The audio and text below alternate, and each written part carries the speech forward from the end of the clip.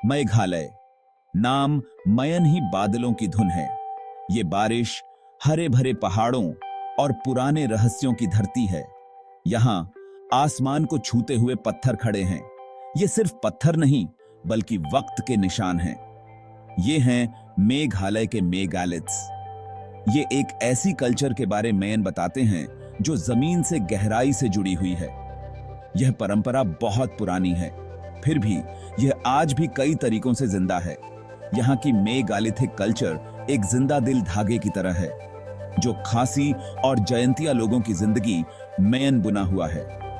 इन indigenous communities ने सदियों से पत्थर के मॉन्यूमेंट्स बनाए हैं। उनके रीजंस कई थे, उनके बिलीफ्स बहुत गहरे थे।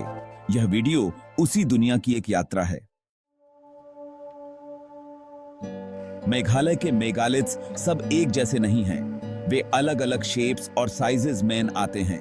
हर टाइप का अपना नाम और सिग्निफिकेंस है। इन टाइप्स को समझने से हमें इन पत्थरों की भाषा पढ़ने में मदद मिलती है। खासी लोगों के पास इनके लिए स्पेसिफिक टर्म्स हैं। एक कॉमन टाइप है मैनहिर। ये ऊंचे सीधे खड़े पत्थर होते हैं, अक्सर पतले और इम्पोजिंग।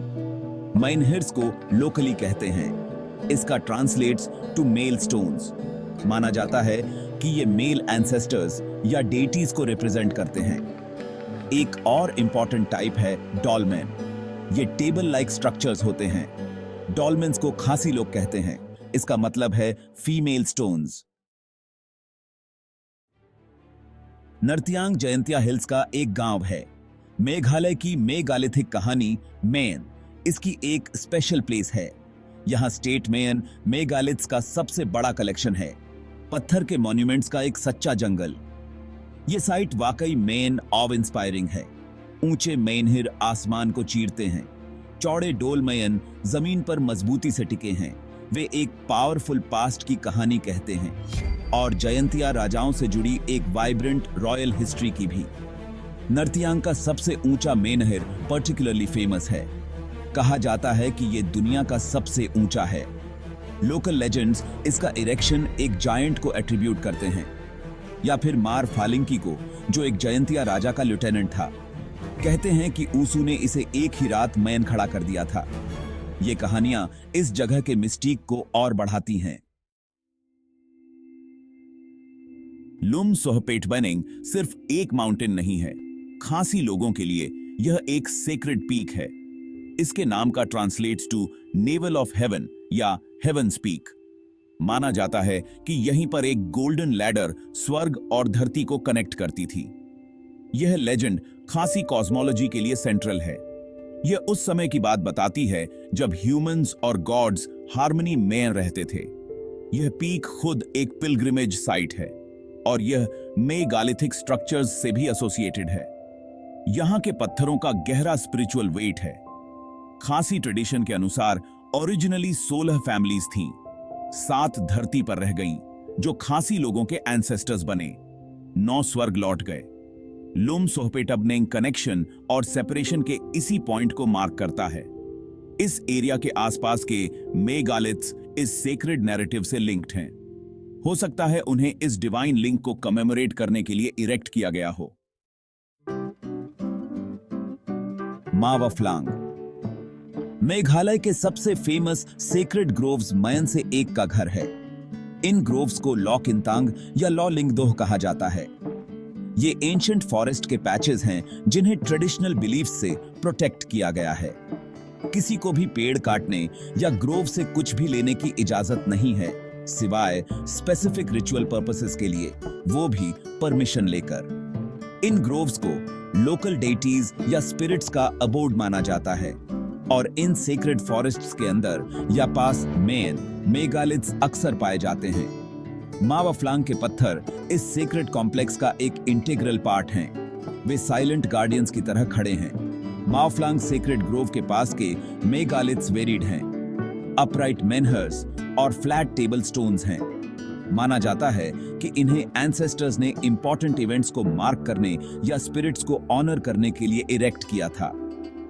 कुछ का इस्तेमाल शायद लिंगदोह, अ ट्रेडिशनल प्रीस्ट जो ग्रोव का कस्टोडियन होता है, द्वारा किए जाने वाले रिचुअल्स के लिए किया गया होगा।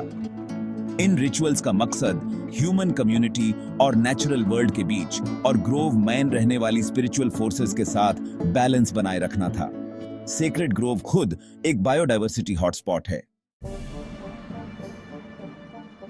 मेघालय के एंशिएंट पीपल ने इन पत्थरों को बिना रीजन के खड़ा नहीं किया था। हर मेगालिथ का एक पर्पस था, अक्सर कई। ये पर्पसेस उनके सोशल और स्पिरिचुअल लाइव्स मैना माबो बासीती गहराई से बुने हुए थे। एक प्राइमरी फंक्शन था कमेमोरेटिव। स्टोन्स इंपॉर्टेंट इंडिविजुअल्स जैसे चीफ्स, वॉरियर्स या रिस्पेक्टेड एल्डर्स को याद करने के लिए इरेक्ट किए जाते थे। वे सिग्निफिकेंट इवेंट्स जैसे बैटल, मेन विक्ट्रीज या विलेज की फाउंडिंग को भी मार्क करते थे। ये मेमोरी के मॉन्यूमेंट्स थे जो इंश्योर करते थे कि पास्ट को भुलाया न जाए। फ्यूनररी प्रैक्टिसेस एक और की रीजन थी। मेगालिथ्स अक्सर डेड के लिए टूम्स या मेमोरियल्स का काम करते थे। डॉल्मेन्स, जो टेबल्स जैसे दिखते हैं, शायद ऑफरिंग्स के लिए ऑल्टर्स या प्लेटफॉर्म्स रहे होंगे जहां बॉडीज को सेकेंडरी बेरियल से पहले रखा जाता था। सिस्ट ग्रेव्स यानी स्टोन बॉक्सेस, मेयंग एशेज या बोन्स रखे जाते थे। इन स्ट्रक्चर्स से इंश्योर होता था कि डिसीज्ड का ऑनर हो और उनकी स्पिरिट्स को पीस मिले। उन्होंने लिविंग और एंसेस्टर्स के बीच कनेक्शन को भी रीइंफोर्स किया, जो खासी और जयंतिया बिलीफ्स का एक वाइटल एस्पेक्ट है। रिचुअल एक्टिविटीज मेगालिथिक साइट्स के लिए सेंट्रल थीं। मेघालय के मेगालिथ्स डेड रेलिक्स नहीं हैं। वे खासी और जयंतिया लोगों की लिविंग कल्चर में डीपली एम्बेडेड हैं। ये पत्थर सिर्फ हिस्टोरिकल आर्टिफैक्ट से कहीं ज्यादा हैं। ये एक ऑनगोइंग स्पिरिचुअल ट्रेडिशन का हिस्सा हैं। इनसे एसोसिएटेड बिलीफ्स और प्रैक्टिसेस आज भी कंटिन्यू हैं, दो परहैप्स मॉडिफाइड फॉर्म्स में। इन कम्युनिटीज के लिए ये पत्थर एंसेस्ट्रल प्रेजेंस और डिवाइन से कनेक्शन को एम्बॉडी करते हैं। वे सेक्रेड हैं, पावर और मीनिंग रखते हैं। खासी बिलीफ सिस्टम रिच और कॉम्प्लेक्स है। यह एक सुप्रीम क्रिएटर यूब्ले नोंगथो और नेचर से एसोसिएटेड वेरियस स्पिरिट्स और डेटीज के इर्द गिर्द घूमता है। एंसेस्टर्स इंटरमीडियरीज के रूप मेन क्रूशल रोल निभाते हैं। मेगालिथ्स को अक्सर इन एंसेस्टर्स के सीट्स या मेमोरियल्स के रूप में देखा जाता है, जो उनकी मेमोरी को अलाइव रखते हैं। स्टोन्स का इरेक्शन, स्पेशली मेनहिर्स मौशेनरांग पुरुषों के लिए और डॉल्मेन्स मौकिनथेई महिलाओं के लिए लिनिएज को रिफ्लेक्ट करता है और क्लैंस के फाउंडिंग एंसेस्टर्स को ऑनर करता है। जयंतिया लोग, जो मेघालय के ईस्टर्न पार्ट में रहते हैं, सिमिलर बिलीफ्स शेयर करते हैं।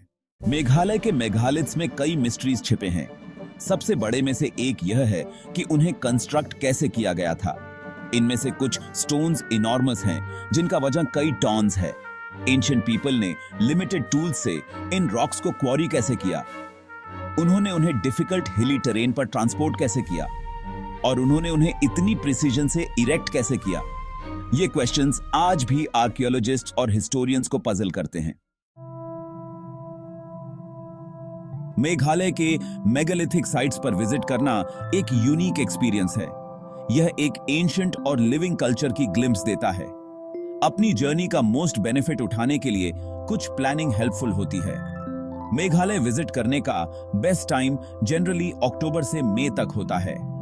इन मंथ्स के दौरान वेदर प्लेजेंट होता है, रेन कम होती है, जिससे ट्रैवल और एक्सप्लोरेशन इजियर हो जाता है। मॉनसून सीजन जून से सितंबर तक हेवी रेनफॉल लाता है। दिस कैन मेक कुछ रिमोट साइट्स तक एक्सेस डिफिकल्ट, दो लैंडस्केप तब एक्सेप्शनली लश होता है। जब आप इन सेक्रेड प्लेसेस पर विजिट करें, रिस्पेक्ट पैरामाउंट है।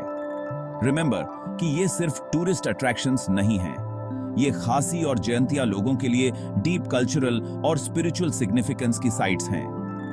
ऑलवेज इस मैनर में बिहेव करें जो उनकी हेरिटेज को ऑनर करे। स्टोन्स पर क्लाइंब करने या उन्हें किसी भी तरह से डैमेज करने से अवॉइड करें। पीछे लिटर न छोड़ें। लीव नो ट्रेस के प्रिंसिपल को फॉलो करें ताकि ये साइट्स फ्यूचर जनरेशंस के लिए प्रिस्टीन रहें। अक्सर एक लोकल गाइड हायर करना बेनिफिशियल होता है, स्पेशली जो हिस्ट्री और कल्चरल कॉन्टेक्स्ट को समझता हो। वे ऐसी स्टोरीज और इनसाइट्स शेयर कर सकते हैं जो आप अदरवाइज मिस कर जाएं।